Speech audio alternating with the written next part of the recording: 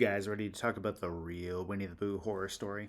I hate that that's actually a thing, but it is, surprisingly enough. Welcome back, YouTube. Espresso Shucko here, and today we are talking about Ursaring, the grizzly bear with guts. Ursaring has been around since Generation 2, and up until Generation 8, it has been a fully evolved Pokemon with some less than desirable stats. But hey, Ursaluna is a thing. Ursaluna's not out. Let's settle with the next best thing.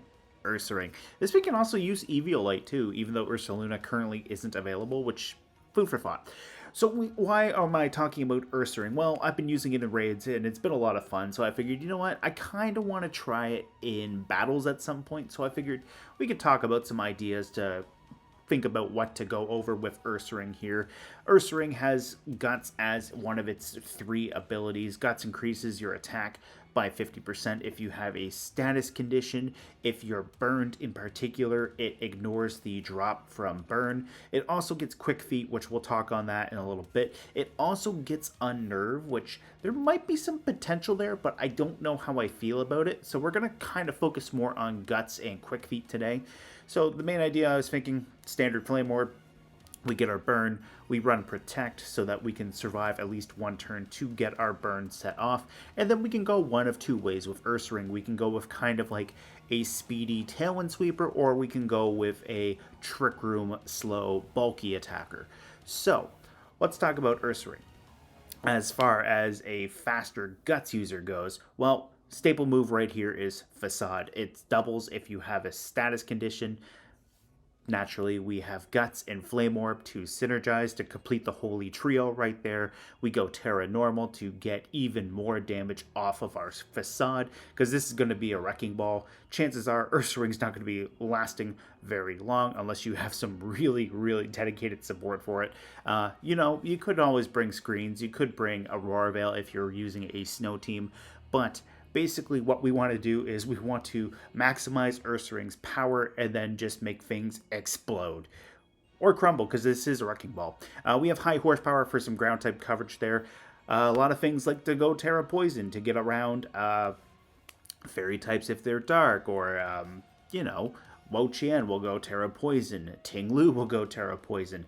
There you go. We have high horsepower if Facade ain't going to be cutting it. Chances are you're probably going to still want to go for Facade against Wo-Chien, though, because of tablets lowering the attack of everything. But Ting-Lu's fair game to go for a high horsepower into. We have Crunch to hit ghost types that would otherwise ignore the normal type. And basically here, if we jump over into PokemonDB.net for a quick second, if we populate normal, dark, and ground, there you go. That is a thing. Now, I did just have dark and normal pre-populated in there because we're going to touch on that in a little bit, but there you go. Keep these numbers in mind. 21 not very effective, 988 normal effectiveness, and 185 super effective. Just keep those numbers in mind for later. So, going back to Ursaring here, the idea was we just go for as much power as possible. We get Tailwind. So let's talk about the stats. We have 188 speed EVs into a Jolly Nature so that we can speed creep anything that's raised up to 107 speed to get past Dragapult under Tailwind. Because we're so frail, we kind of want to make sure that we're going to win that speed duel. If you got an opponent that you're pretty confident that they're only sitting at that 107 just to get past Dragapult, you're probably going to outspeed them if you get into the Tailwind War, and there you go. We have 236 attack EVs right there. We hit 180. We're getting a 50% boost, so really we're at 240 right there. We could take out the remaining EVs that we have into HP and the defense stats to maximize the bulk. But the main idea that I was thinking was we're already going to be hitting 240. Chances are we don't need the extra power, so we can try to invest a little bit into the bulk. So we have an extra point into both our defenses to hit 96. If we have screens or Aurora Veil up, chances are we might be able to survive some hits. And then finally, we have 76 EVs into HP to hit 175. So that's what I was thinking about for a quick Ursaring under Tailwind with Guts. Let's move on to Trick Room. So what I was thinking was we run Facade, we run Protect. Protect, double whammy, because now we're going to live long enough to get our burn. We're also going to live potentially setting up Trick Room. And because we're a normal type 2, unless the opponent's going for Feint, our Protect is going to keep us safe. We don't have to worry about Phantom Force breaking Protect. As far as our coverage options here go, instead of high horsepower, I have Hammer Arm, because Hammer Arm will lower our speed each time we use it. It's also solid fighting type coverage. We hit dark types super effectively.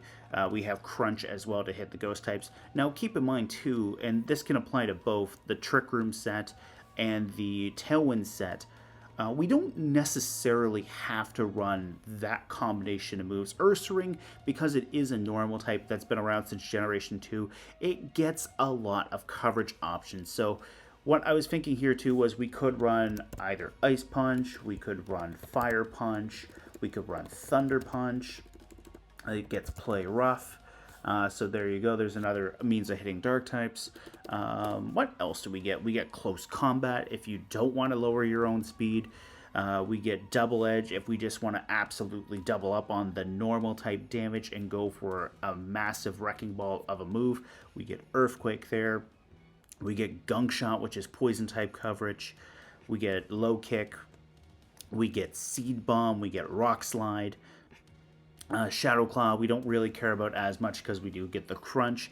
But point is, Ursaring gets a lot of moves right here that could be really handy. It also gets Trailblaze too, so you could increase your speed.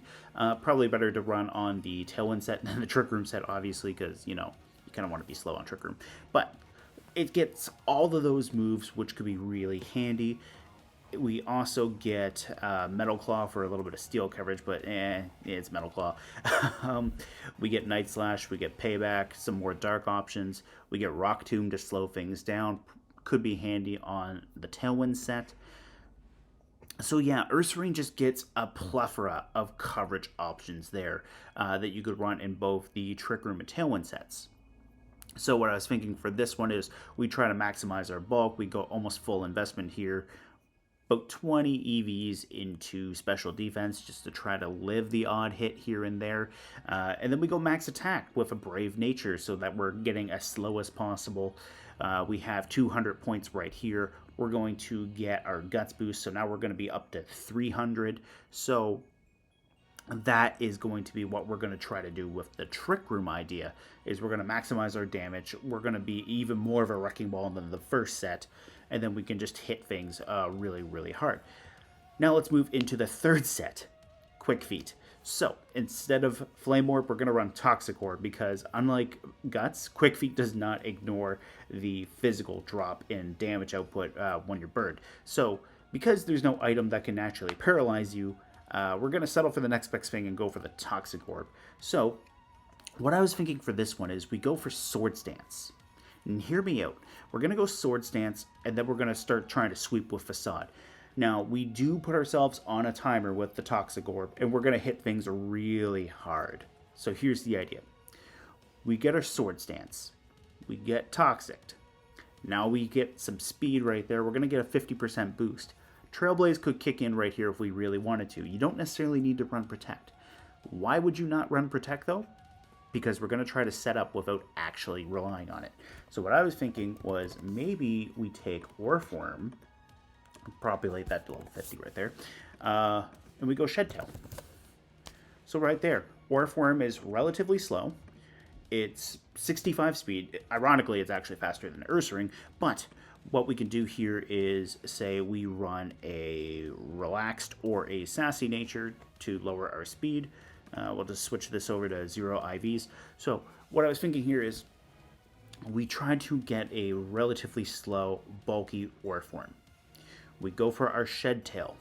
It's going to take half of Orfworm's HP to make a substitute that it'll pass on to Ursaring. Well, because the turn doesn't end when Ursaring comes in, Ursaring is going to get Toxicked naturally, so it's already going to get the speed boost. From there, we're now behind a substitute. We can go for our Sword Stance. Now we're at +2 attack. Now we're doubled our attack. Now we can go for Facade. We can go for Crunch. If we really wanted to, we could take Protect out. we could run Trailblaze. And this is why I said keep those numbers in mind. If we were only running Facade and Crunch right there, so that's 21 things that resist just Crunch and Facade. They're mostly rock or steel types. So you slap in Trailblaze. Now it's just mostly steel types, which is pretty nice because even then, Zacian and Zamazenta are not here. Magirna is not here. And then neither is Mawile and Mega Mawile. At least I don't think regular Mawile is in here. But anyways, point is, Mega Lucario is not here. There's not that many things that are going to outright resist you now. The King Gambit line is going to resist you, but that's something we don't really necessarily have to worry about because, you know, team building. So, there you go. We go for the Shed Tail, we get our Toxic, we go for our Swords Dance, and now we just proceed to go hard from there. The other thing, too, is like I did mention that Ursaring is an evolvable Pokemon now, so Eviolite works on it. You could maybe even do something kind of funny. Maybe if you wanted to, especially on this set, you could run Fling. So you could just throw the Toxic Orb, get an opponent poisoned from the Fling. Now you don't have an item, and you could maybe go with, like, say, something that gets access to Trick. I wrote Tick, but I meant Trick. So there we go. We write in Trick, and then if we grab something that's, say, not fully evolved, that we could justify already having Eviolite on, like, say, maybe we want to run... for the example of this, we'll just say Morgrem. So maybe we want to run Morgrem right here, which actually with Prankster, that could be kind of nice right there as well. We slap that Eviolite on there. We go Trick. We could go Trick into our Ursaring. Now we pass off our Eviolite into Ursaring. Now Ursaring's going to get a little extra bulk right there. And suddenly now we've got a 50% boost into each of our defenses. Could do something like that.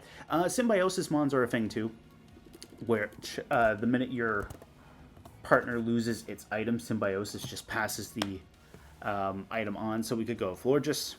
Maybe we could justify passing an Assault Vest so that Florges is just not completely dead in the water if it's holding an Eviolite. We could go Oranguru, same idea. We can go with the Assault Vest on that. Floette could just pass an Eviolite on. Could be something like that. But yeah, so anyways, the minute your ally uses the item, it does pass that item to the ally immediately. So Ursaring would fling the Toxic Orb, and then it would immediately get the Eviolite and then get its boost. So, just food for thought. Anyways, guys, let me know what you think of the Angry Winnie the Pooh down in the comments below. That's my main thoughts on Ursaring, and let's get the conversation going in the comments.